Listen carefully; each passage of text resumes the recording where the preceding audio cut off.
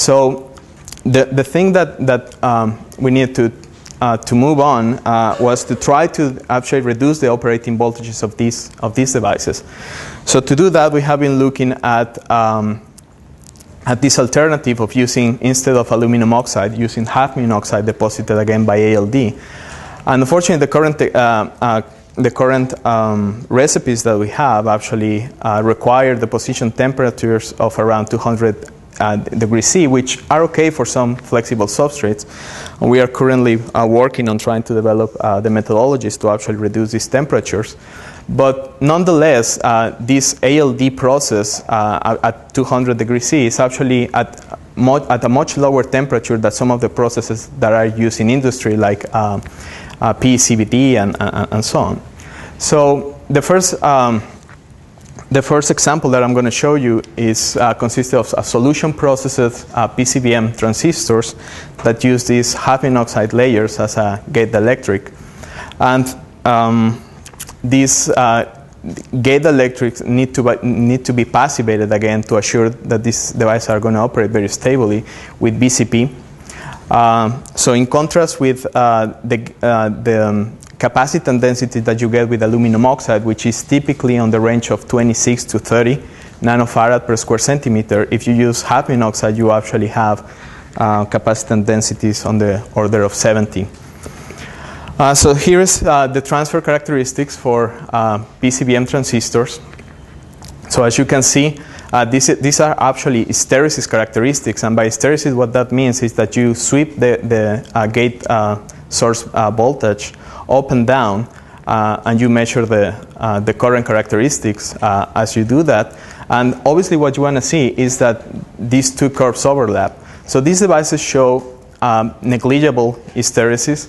They show relatively high mobilities of 0.1 square centimeters with low threshold voltages. And the most remarkable thing here is obviously that the operating voltages are below 3 volts.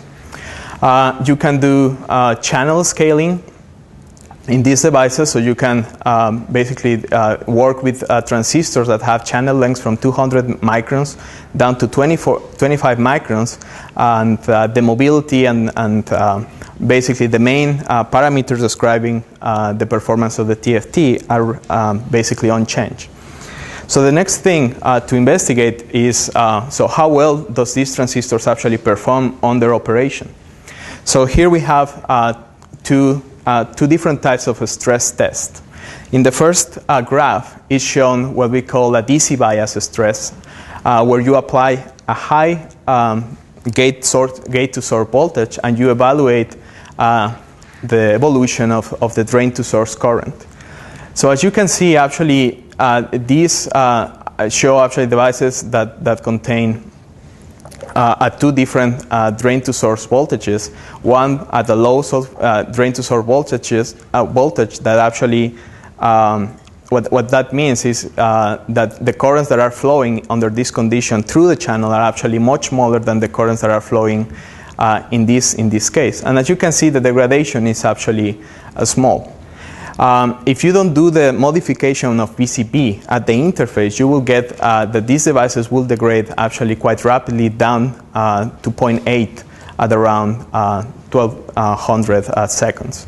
So the use of PCB assures that you get very stable performance, and as well as you can now, instead of applying a DC stress, you can actually cycle again, do the cycles of ramping up and down the gate voltage. And as is shown here, we stress this device for 50 times, and there is really no changes in the performance of the devices, the transfer characteristics.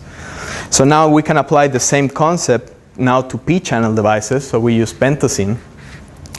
And here's again, it's just a summary of the performance. So with P-channel devices, we get mobilities that are on the range of 0.4. So they're still low, but actually are quite good. For hafnium oxide, you have to use octadecyl phosphonic acid to modify the interface, although just with purely hafnium oxide, that actually works quite well. In terms of the stability, again, DC stability, data shows that once you modify that hafnium oxide, in fact, it's stable. It's not too bad. But once you modify it with the surface modifier, actually you get very nice stability. So the next thing with organic oxides, obviously, is going to try to implement these hafnium oxide depositions into flexible substrates, and that's what we are working on. Now I'm going to switch gears to the work that we have been doing on amorphous semiconductor oxides. And these material systems are actually quite interesting and quite promising for a variety of reasons. They can be processed at low temperatures. They are amorphous, so they will be very insensitive to stresses, and they have very high electromobilities, and they are quite stable. So I'm not going to go into details why that is. You can go and read the details in this paper. But basically, the system that we have been looking at is amorphous indium gallium zinc oxide. And again, the name of the game is to get transistors that have very high mobilities and that operate at very low voltages. So in this case, we started using aluminum oxide by ALD. And as you can see, these devices operate, again, within 3 volts. They show an extremely sharp switching on and off of the transistor. And that is quite important because once you think about implementing these transistors in actually AC circuit kind of configuration, this switching is extremely important to determine how fast these transistors can go. So just made calculations because of the fact that we have such a high saturation mobilities. We estimate that these transistors actually can operate up to 7.8 megahertz. So again, we move now to use these transistors, which are electron type devices, and integrate that with pentasine to form complementary inverters. And as you can see again, these inverters show extremely sharp transitions, extremely sharp gains, and all this was done on flexible substrates. So with that, I'm going to like to finish, and thank you for your attention.